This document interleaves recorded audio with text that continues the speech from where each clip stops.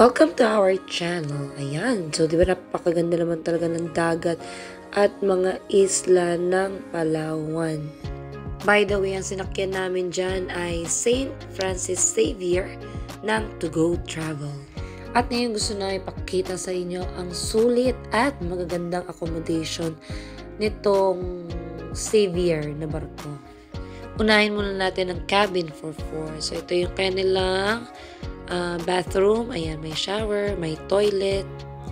Tapos, merong ding 4 na double deck, yung window. Tapos, sa ilalim ng window, yung life jacket storage nila. So, medyo maliit to para sa 4, lalo na kung marami kayong bagahe. At kapag may mga ibang kasabay kayo. At ito yung inyong hallway. At ang next natin ay ang suite room.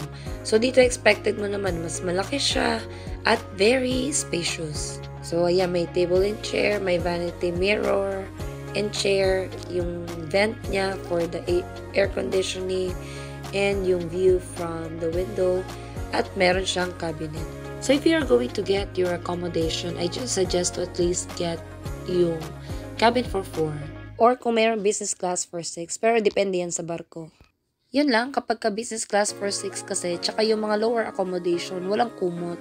Kaya i-rent po pa yun ng 50 pesos. Tapos, ang haba ng pila nun upon claiming at tsaka pag isusoli na.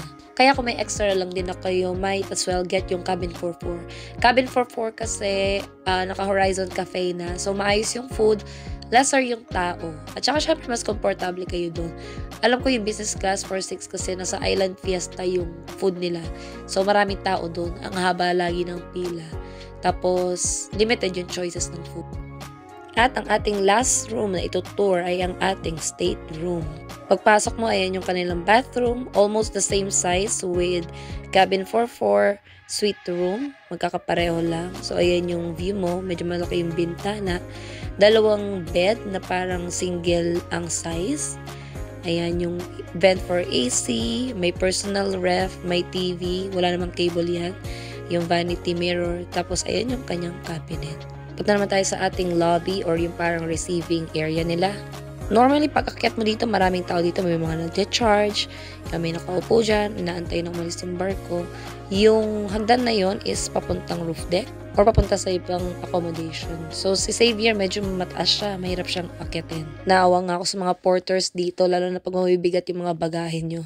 And so, let's go down to our mezzanine. So, ito pala, yan yung mga nasa accommodation. Ayan. Yung mga kwarto, may mga passage lang dyan papunta sa kanya-kanyang accommodation. Tapos dito sa baba, parang ito pala yung receiving area nila. So, dito may salon. Tapos sa likod niyan, yung Alien Fiesta, which is yung sabi ko maraming tao pagkakain. May service desk. Yung Quick Mart, katabi niyan yung Horizon Cafe. Yan. So, dyan yung medyo konti yung tao. Tapos yan, may Goldilocks, may 2 bathroom for men and women. So I guess that's it for our To Go Travel room tour. If you like this video, please do not forget to like and subscribe. And we hope that you find this video helpful. Sana na-excite namin kayo and watch out for our next video. Thank you!